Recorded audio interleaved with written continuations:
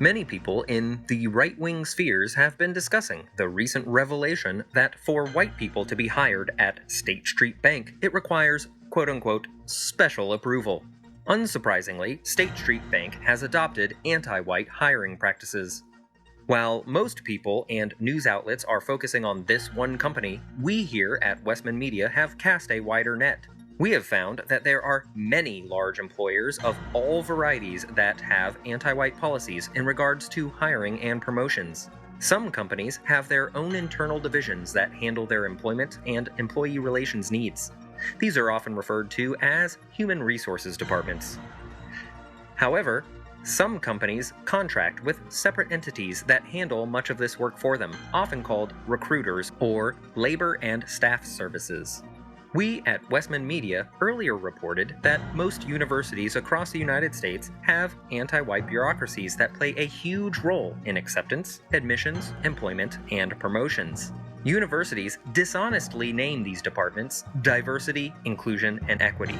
A flash of honesty appears when we look at the initials which spell the word DIE. Most major companies and staff and labor services also have anti-white DIE divisions, where the corporate culture is shaped around anti-white policies. These policies aim for anti-white outcomes and ultimately white erasure. Policies such as the intentional reduction of white staff until no employees are white, the elimination of white employees from promotion consideration, the targeting of white employees when downsizing, and the removal of white applicants from the list of available new hires. They also have policies that require a certain percentage of their suppliers or contractors be non-white. Every year, the percentage increases, resulting in less and less jobs and opportunities for white people.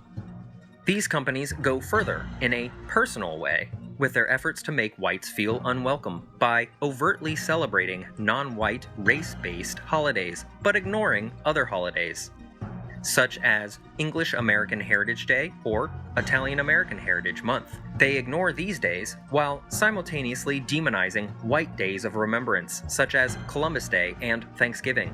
The anti-white company called Glassdoor.com, among others, have compiled lists of the top most anti-white companies. Some of the companies that they quote-unquote honor for their anti-white employment practices are as follows. Rush University Medical Center, because when you want a medical professional, you want someone who got the job for not being white. Visa, because when trusting a company with your social security number and private financial information, you want them to be staffed by people chosen for the fact that they were not white. The list goes on.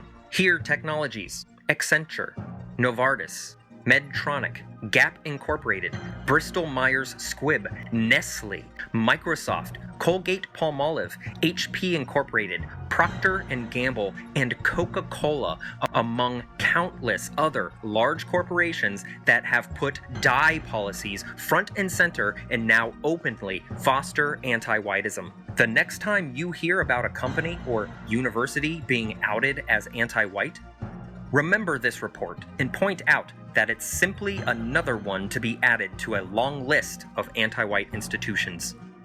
Don't believe us? Go to your search bar. Type in just about any major company and one of the DIE words. For example, search Apple Inc. Diversity or search Bank of America Inclusion. You will find that just about every major company has some form of anti-white DIE policy. Let us know what you find in the comments.